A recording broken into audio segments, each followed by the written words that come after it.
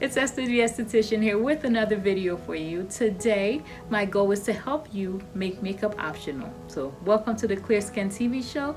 Be sure to rate, comment, like, and subscribe, and share this video with 3 people who might find it useful. Join me on social media and join the challenge. I list the challenge down below. It's luxurylotusspa.com/clear skin challenge, or just clear skin. But I look forward to seeing you. Ask me a question. Stay tuned for today's video. If you have any questions, please remember to post them down below and I will make sure to respond.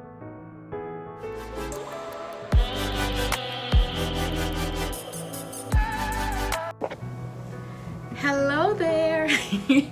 All right, so let's talk about my first microdermabrasion treatments, and I will also try and include some before and after pictures in this video.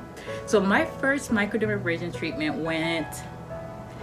I think my very first one actually was in beauty school. We were kind of like trying it out on one another, and it was just like I fell in love with it then. And it's been a staple in my regimen. It's just a good way to exfoliate the skin. And since my area of expertise is acne scars, my main thing is, especially since most of my clients have brown skin, and I don't want to cause additional trauma to their skin and then cause more pigment, which is something they're trying to, minimize. They're trying to reduce acne scarring, and if I don't do what I know I'm supposed to do and I give them more problem than they bargained for, I would feel crappy. So that's why I'm just like, predictability is like crucial, like for me personally. But anyways, let's see. So microdermabrasion. So my first treatment, I had another student do it. This was in beauty school, and it was quite interesting. I just remember feeling the beads, the grains. You could kind of feel it up on your skin, and then after it was over, you could still feel it.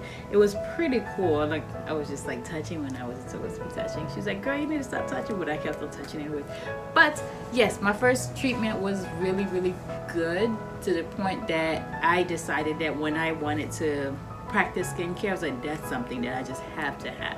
So I have 2 different microdermabrasion treatments. I have, and now I'm currently working on introducing the latest trends, the latest version of microdermabrasion very soon. But right now, of course, I like to test it out on myself, make sure it's good before I bring it into the salon for you to try. All right.